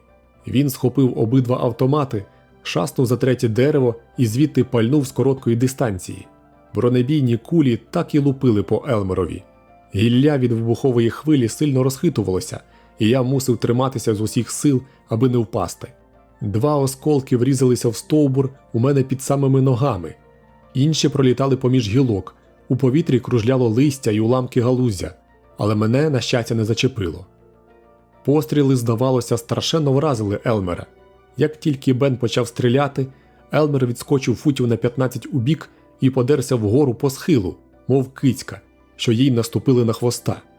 На його лискучій поверхні з'явилося чимало нових заглибин. З одного колеса вибуло величеньку шматину металу, і Елмер у русі злегка похитувався. Гнав він так прудко, що не встиг звернути перед одним деревом і врізався просто в прикорень, від чого його футів на 10 відкинуло назад. Оскільки він сповзав у наш бік, Бен дав ще одну чергу. Елмер хильнувся, але потім вирівнявся, перевалив через пагорб і зник з очей. Бен вискочив за дерева і гукнув до мене. «Уже все, може злазити!» Проте, коли я спробував злізти, то побачив, що мене затисло. Моя ліва стопа застрягла між стовбуром і товстою гілякою, і як я не шарпався, не сила було її витягти. «Що там таке?» – спитав Бен. Тобі що, сподобалось на горі? Я пояснив. Добре, зараз полізу і зрубаю цю гіляку. Озвався він дуже охоче. Він пошукав сокиру, але вона, звичайно, виявилася непридатною. Топорище ж розлетілося від удару об Елмера. Бен, тримаючи в руках металеве вістря, виголосив промову проти підступних витівок долі. Потім він жбурнув його геть і подерся голіруч на дерево. Протиснувшись повз мене, він сів на тій самій гіляці ближче до краю. «Я полізу по ній далі і нахилю її», – пояснив він. «Спробуй тоді витягти ногу». Він і справді поліз у бік від стовбура. Гіляка погойдувалася. Бен разів зо два мало не впав. «Що, і тепер не можеш витягти?» – спитав він трохи стривожено. Я відповів, що не можу. Тоді він відмовився від спроби порятувати мене, сидячи на гіляці, і завис на ній. Перебираючи руками, він посунувся на самий край. Гіляка тепер більше нахилилася від ваги Бена, і мені здалося, що ногу вже не так затискає. Я навіть зміг трохи ворохнути нею, хоч витягти, однак, було не змога. У цю мить унизу щось захрускотіло в кущах. Бен з криком скочив униз і метнувся по зброю. А гіляку, звісно ж, відкинуло вгору, і саме коли я пробував зворухнутися, ногу затисло під дещо іншим кутом, ще дужче, ніж перше. Я аж зойкнув від болю. Бен на землі схопив автомат і обернувся лицем до кущів, звідки долинув хрускіт. І раптом з чагарника вискочив не хто інший, як Джиммі, у власній персоні. Він біг нам на допомогу. «Щось сталося, хлопці?» – закричав він. «Я чув стрілянину!» Коли Бен опускав автомат, обличчя його було втричі біліше за крейду. «Чортяка! Я мало не скосив тебе!» «Ви ж таку зчинили стрілянину!» – захекано вів далі Джиммі. «Я гнав щодуху!» «І цяцю полишив одну?» «Але ж я думав, що ви...» «Тепер уже нам запевне хрест!» – застогнав Бен. «Ви ж знаєте, що цяця не може дати драла тільки поки хтось із нас при ній!» Щоправда, ми цього не знали. Ми тільки гадали так. Але Бенові було не до розмірковувань. Такий же напоружений день. «Бігом назад!» – заверещав він на Джиммі. «Одна нога тут, друга там. Може, ще встигнеш її перейняти?» В цьому не було ніякого сенсу. Якщо цяця хотіла втекти, вона зробила б це ж у ту мить, коли Джиммі зник. Але Джиммі не став упиратись. Він просто повернувся і рушив назад, навпростець через зарості. Потім ще довго чулося, як він хрускотів галуздям. Бен знову подерся на моє дерево і все бурчав. «От тупаки вдалися! Все у них півтора людського. Один втік і покинув цяцю, другий застряг на дереві, хоча б за себе навчилися дбати». Він ще довго розводився в такому самому дусі. Я не відповідав йому, бо й пощо було. Нога мені пекла вогнем, і я лише одного прагнув, щоб він швидше мене звільнив. Бен знову вибрався на мою гіляку, і я кінець кінцем витяг ногу. Він скочив на землю, а я спускався по стовбуру. Нога розпухла і дуже боліла, але сяк так я міг шкутильгати. Бен не став мене чекати. Схопивши автомат, він махнув до табору. Я спробував теж прискорити ходу, та це було неможливо, тож я пішов потихеньку. З узлісся я побачив, що цяця на місці, і отже розходився Бен зовсім даремно, але такої він уже вдачі. Коли я добрався до табору, Джиммі став стягувати з мене черевика, а я шкріб руками землю, щоб не кричати від болю. Потім він нагрів води зробити мені теплу ванну. В аптечці знайшов якоїсь мазі, натер мою розпухшу ногу. Мені, власне, здавалося, наче він це робив не дуже тямлячи щодо чого, та в усякому разі наміри у нього були добрі. Бен тим часом гарячкував, побачивши одну дивну річ. Коли ми виходили з табору, на землі довкола цяці було повно слідів від наших ніг і коліс Елмера. Але тепер всі до одного сліди зникли, наче їх мітлою змели. Це і справді було дивно, хоч Бен усе-таки забагато приділяв цьому уваги. Найважливіше, що цяця не втекла, а коли так, то є надія з часом порозумітися з нею, бо без неї Нам до віку звідси не вибратися. Джиммі приготував щось поїсти, і коли ми підкріпилися, Бен сказав, що піде подивитися, як там Елмер поживає. Хто, а я на цього Елмера надивився стільки, що бодай би його й ніколи вже не бачити. Ну а Джиммі ним взагалі не цікавився. Він сказав, що працюватиме над своєю сагою. Отож Бен узяв зброю і пішов за пагорби один. Біль у нозі вже стихав, і я, мостившись зручніше, вирішив трохи подумати, але, мабуть, занадто роздумався, бо аж заснув. Прокинувся я надвечір. Джиммі вже був у тривозі. «Щось Бена довго нема», – сказав він. «Я вже боюся, чи з ним чого не сталося». Мені це теж не подобалося, проте ми вирішили ще якусь часину почекати і не йти поки що на пошуки Бена. Зрештою, він був не в найкращому гуморі і міг би зняти бучу, що ми покинули табір, подавшись його рятувати. Повернувся Бен, коли вже майже зовсім смеркло, і був знеможений до краю, і якийсь ніби розгублений. Він прихилив автомат до ящика і сів. Потім дістав кухлика і простяг руку по кавник.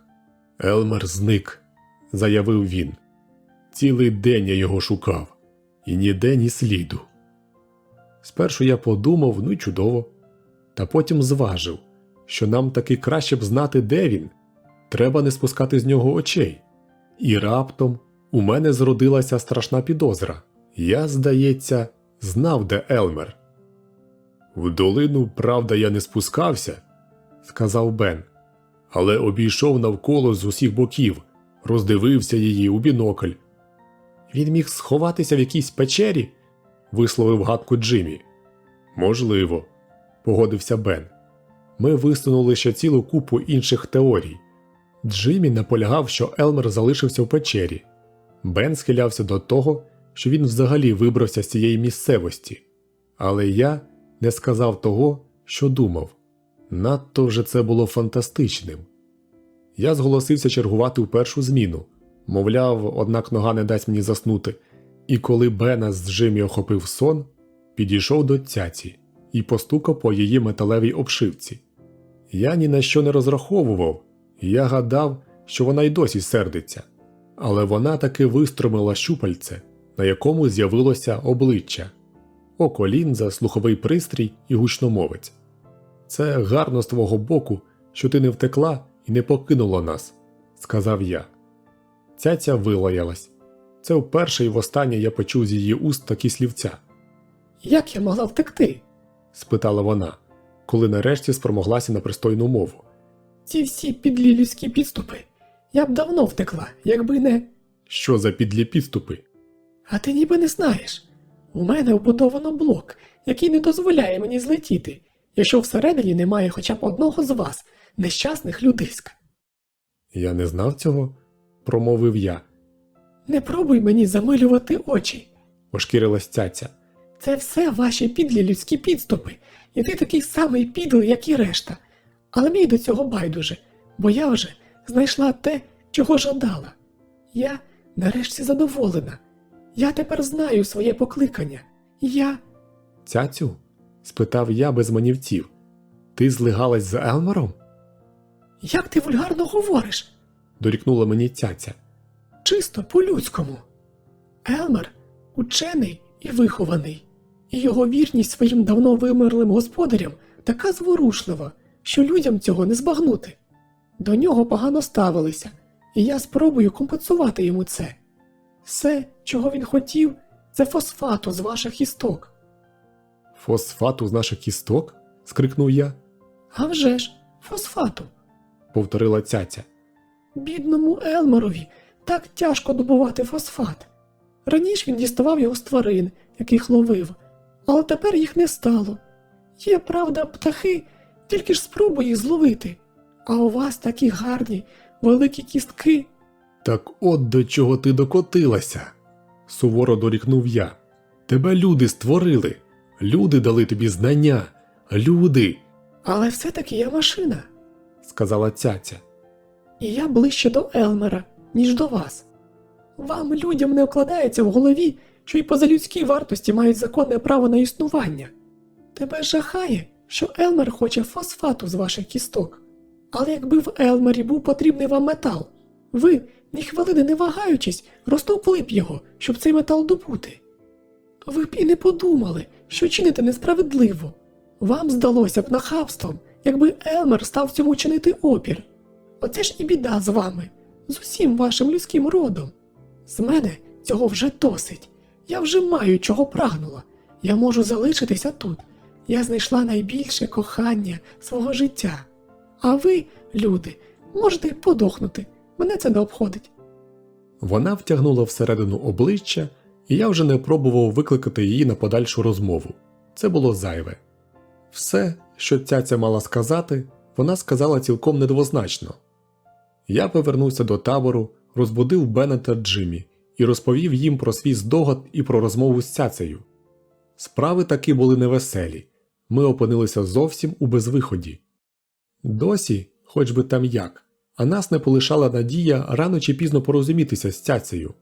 Я відчував, що ми не мали чого надміру журитись, адже цяця була самотніша, ніж ми. І вона, можливо, з часом отямилася б. Але тепер вона вже не самотня. І ми їй не потрібні. До того ж, вона й досі ще й сердита на нас, і взагалі на весь людський рід. І найгірше, що це у неї не раптова примха. До цього йшлося вже давненько. Коли Елмер тинявся тут довкруж, то не для того, щоб за нами стежити. Він приходив залицятися до цяці. І Елмерів напад на Бена і на мене вони безперечно спланували удвох, знаючи, що Джиммі побіжить нам на допомогу і залишить територію вільною, і тоді Елмер зможе швидко завернути сюди. І цяця встигне прийняти його в себе. А після цього цяця вистромила щупальця і позамітала всі сліди, щоб ми не знали, що Елмер у неї всередині.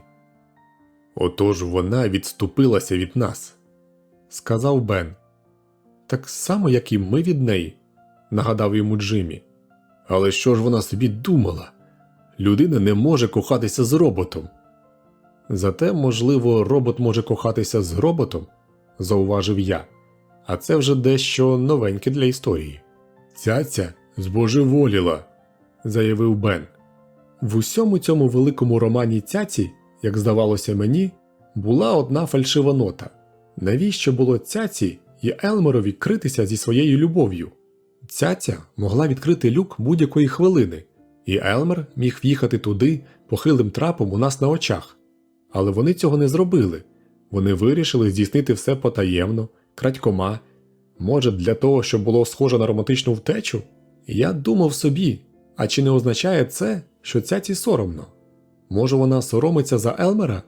Соромилася, що саме в нього вклепалася? Хоч би як вона могла це заперечувати, але не виключено, що і їй передався самовдоволений людський снобізм.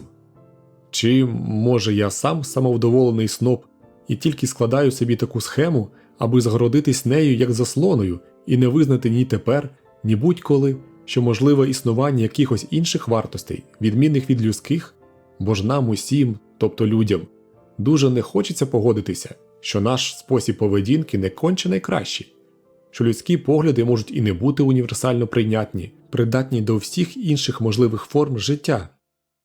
Бен приготував кави, і п'ючи її, ми наговорили всяких злих слів на адресу цяці. Так їй і треба було.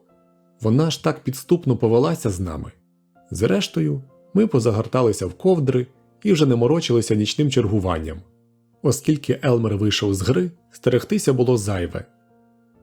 Наступного ранку нога моя ще поболювала, і я лишився в таборі, а Бен з Джиммі пішли дослідити долину з руїнами міста. Я ж потихеньку обійшов круг цяці, приглядаючись до її боків. Не було найменшої можливості забратися всередину. Люк був припасований так ідеально, що навіть помітити тоненькі, як волосина, обводи його можна було тільки зовсім зблизька. Та навіть і опинившись на борту цяці, чи ж спромоглися б ми взяти її під контроль? Правда, була в неї і рубка для аварійного керування, але сумнівно, щоб вона могла ще стати нам у пригоді. Адже цяці вона не завадила викрасти нас. Цяця просто вивела її з ладу, і ми опинилися у глухому куті. І якби ми силою увірвалися всередину, то довелося б зіткнутися з Елмером. А Елмер – це така тварюка, що краще його обійти 10-ю дорогою. Отож, Я рушив назад до табору і, походжаючи взад-вперед, став міркувати, що нам тут слід таки насправжки влаштуватися. Треба збудувати хатину, запастися харчами і взагалі підготуватися до самостійного існування, бо розраховувати на допомогу цяці не доводилось. Бен із Джиммі повернулися о полудні, і очі їхні збуджено горіли. Вони розстелили ковдри і висипали з кишень купу найнеймовірнішого добра. Не сподівайтеся, щоб я його описав. Даремно й пробувати. Що з того, коли я скажу, що ось така-то річ схожа на металевий ланцюжок і що вона жовта? Словами не передати відчуття, як той ланцюжок переливався поміж пальців, як дзенькотів, як посувався. Не розповіси про його яскравий колір, цю своєрідну живу жовтизну. Це однаково, якби сказати про славетну картину, що вона квадратна, плоска і синя, а де-не-де зеленувата й червона. Крім ланцюжка, там було ще багато розмаїтих предметів, і кожен такий, що аж дух забивало.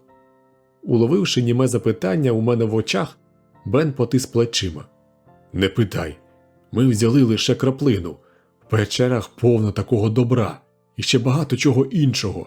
Ми брали навмання то там, то тут, що траплялося на очі, що влазило в кишені.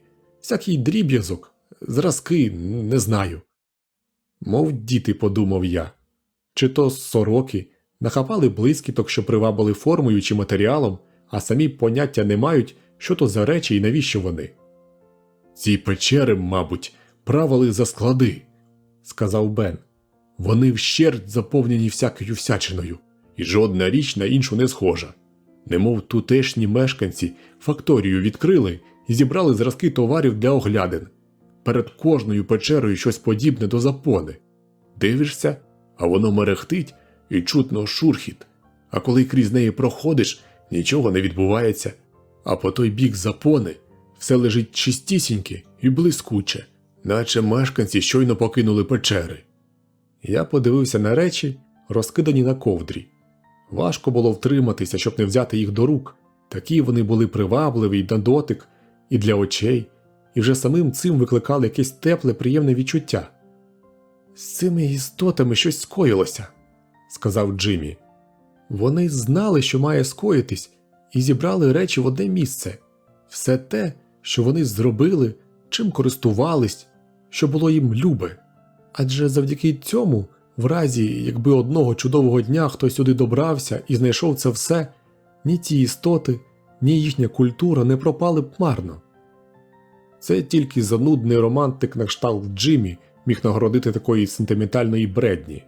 Але незалежно від того, з якої причини вироби зниклої раси опинилися в печерах, знайшли їх ми, і отже надія, що таким чином рештки цієї цивілізації уникнуть безслідної загибелі, не справдилася. Якби ми навіть здогадалися про призначення цих речей, якби навіть з'ясували основи цієї давньої культури, все одно користі від цього не було б ніякої. Ми ж нікуди не можемо перелетіти і нікому не можемо передати своїх знань. Нам суджено вікувати на цій планеті, і після смерті останнього з нас усе знову повернеться до прадавньої тиші. Все знову посяде те саме забуття. І ми нікуди звідси не виберемося, і цяця. Подвійний закут.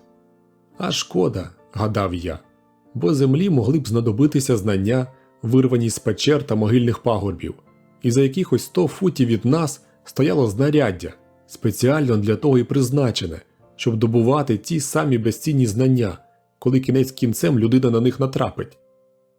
«Жахливо усвідомлювати», – повів далі Джиммі, «що всі ці речі, всі знання, пориви і молитви, всі мрії і надії приречені, і що весь ти, все твоє життя і твоє розуміння життя просто зникнуть, і ніхто нічого про це не довідається». «А й правда, хлопче», – підтримав його я. Він звернув до мене зболений напівпритомний погляд. «Може, саме тому вони й поскладали все до печер?» Коли я бачив це його хвилювання, страждання у нього на обличчі, мені раптом зблиснув здогад, чому він був поетом, чому він не міг ним не бути, хоча все одно він був сущою карою Божою. «Земля повинна про це знати», – категорично заявив Бен. «А вже ж», – погодився я. «Зараз я збігаю і доповім їй». «Усе спритняка вдаєш?» – огризнувся раптом Бен. «Коли ти перестанеш пускати дотипи і візьмешся до діла? Наприклад, примусити цяцю, щоб відкрила люк? А чому би ні? Нам треба якось повернутися на землю, і цяця – єдина змога це зробити». «Може, ти мудрію і здивуєшся, але я подумав про це раніше за тебе. Я сьогодні підійшов і оглянув цяцю з усіх боків.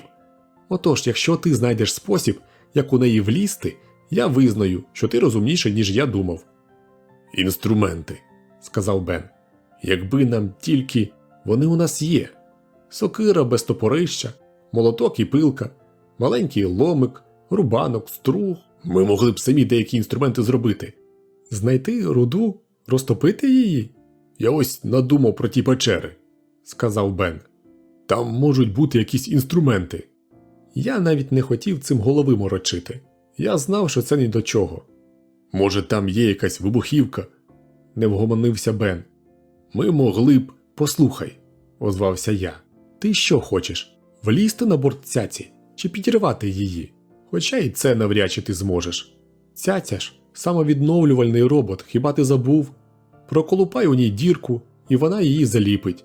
А почнеш надміру товктися поблизу, видобуде дубця і гепне тебе по лобі».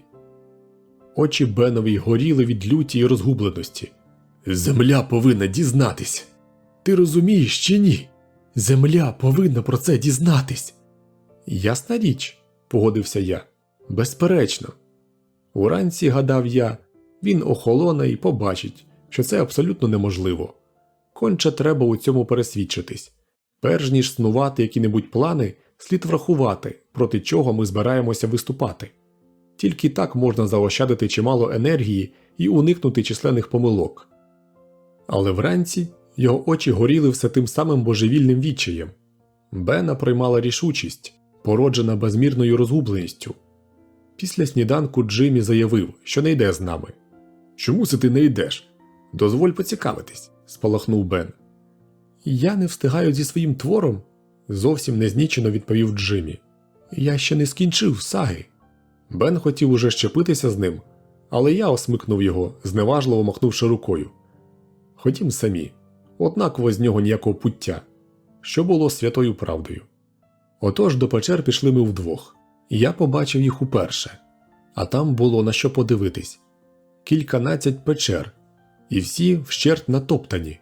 У мене голова паморочилася від самого тільки ходіння від однієї до іншої, від розглядання всіх цих пристроїв, чудернацьких приладів, чи як їх там назвати, про призначення яких ми не мали бодай зеленого поняття.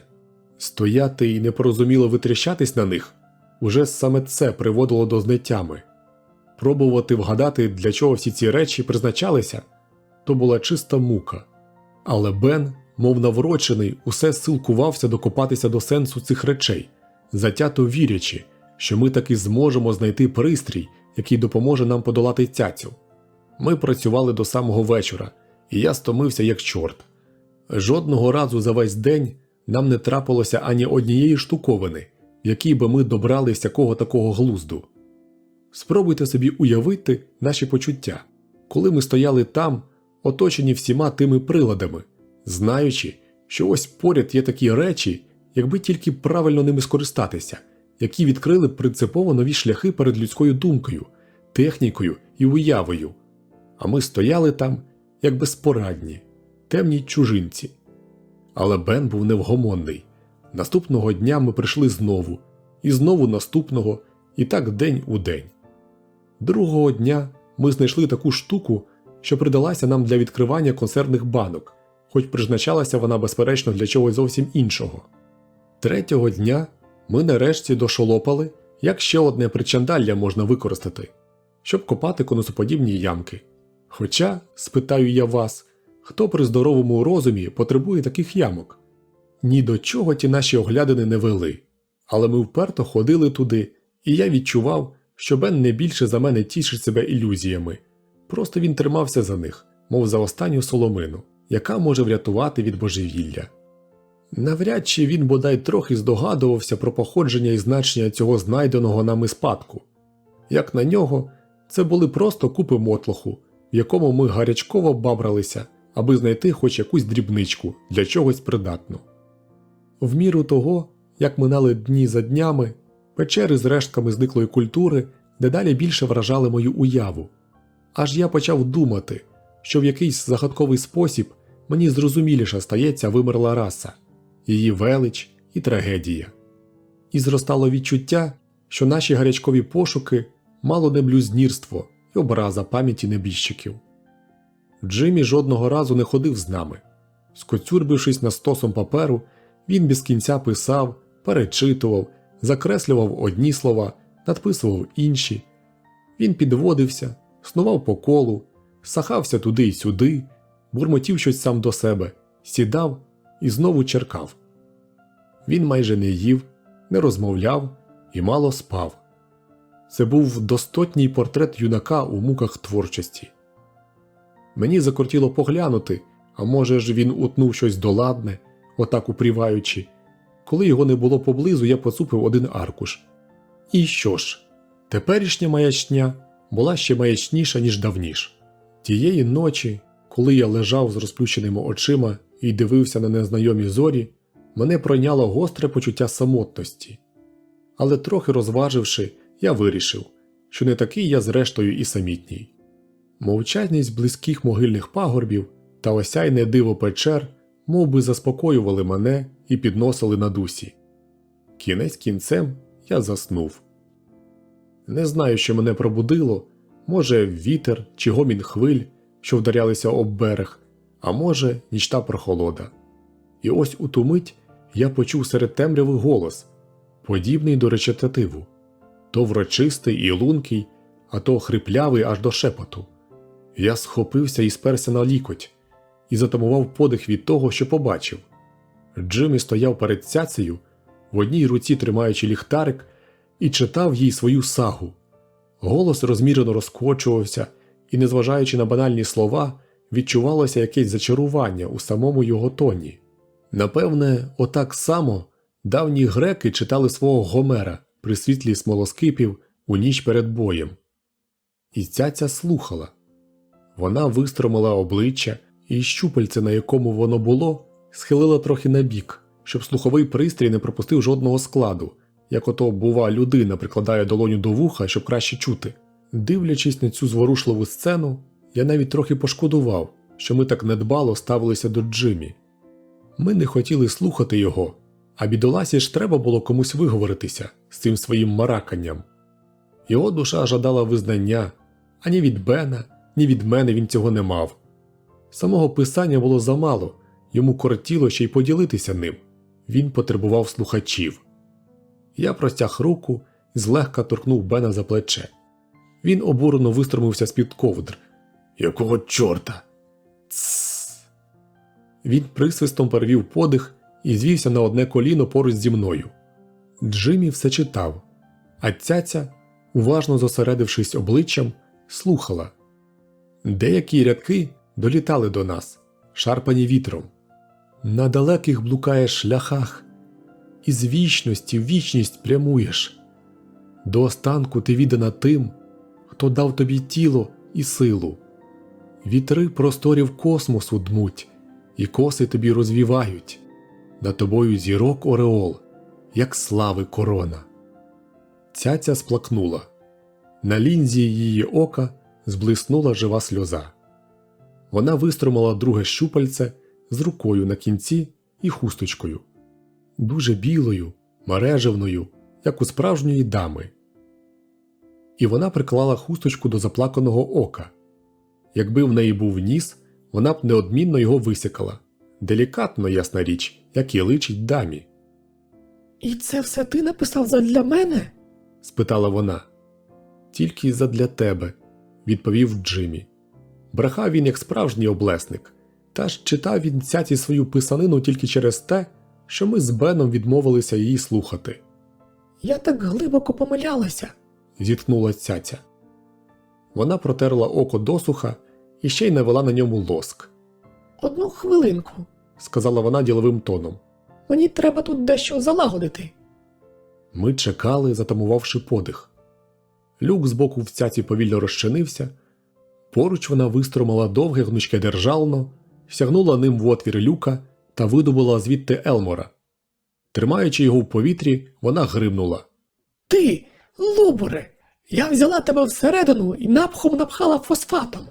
Я вирівняла твої заглибини від вибухівки, натерла тебе до блиску. І що за це я маю? Чи ти написав мені сагу? Ні, ти просто розжирів і зледащив.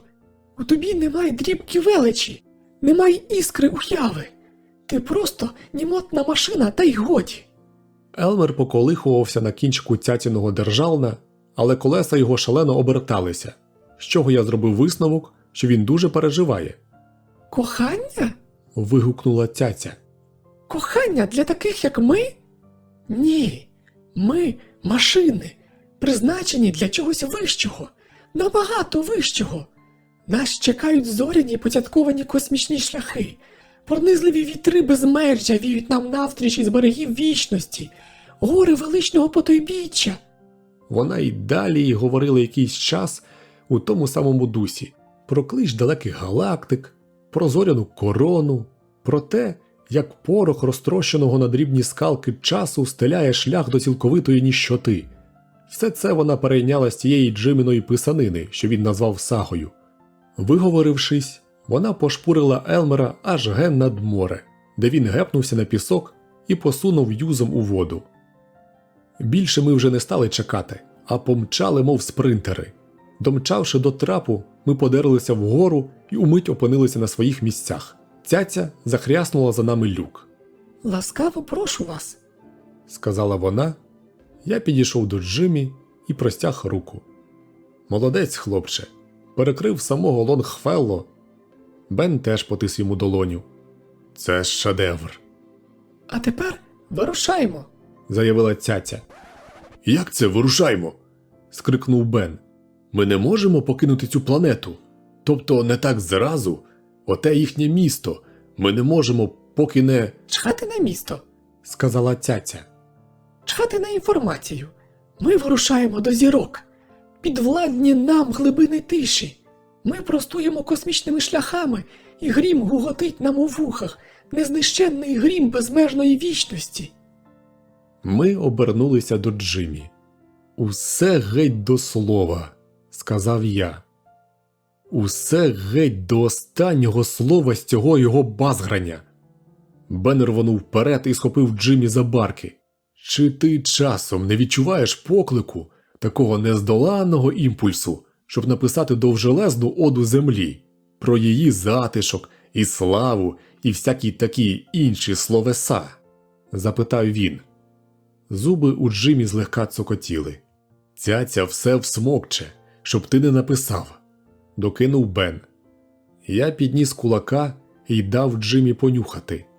«І ти мусиш написати це як слід», – погрозився я. «Мусиш написати так, як ще зроду не писав». «Тільки щоб сентиментально», – попередив Бен. «Цяця саме таке любить». Джиммі сів на підлогу та розпачливо заходився писати.